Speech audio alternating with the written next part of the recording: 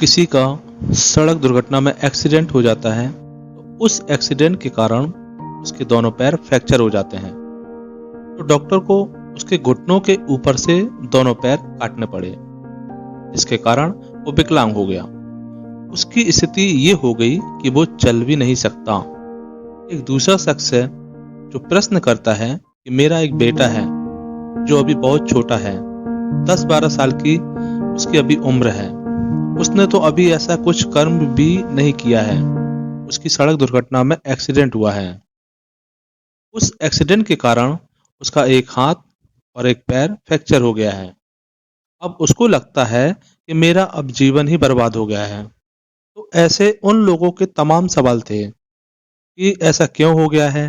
हमने जीवन में कोई पाप भी नहीं किया है, हमने ऐसा कोई कर्म भी नहीं किया है, फिर भी मुझे ये सज़ा क्यों मिली? फिर मेरे साथ ऐसा क्यों हुआ? तो देखिए, भगवान ने हम सभी बच्चों को कर्मों की गहन गति बहुत अच्छी तरह से समझाई है। जो कुछ भी हमारे साथ होता है, जिससे हमारे इस शरीर को कष्ट मिलता है, और जो कुछ भी होता है, वो हमारे ही कर्मों का फल होता है। हमने इस जन्म में किया या किसी और जन्म में किया है, लेकिन वो सब हमने ही किया है और उसी का कर्म फल हमें अभी मिल रहा है।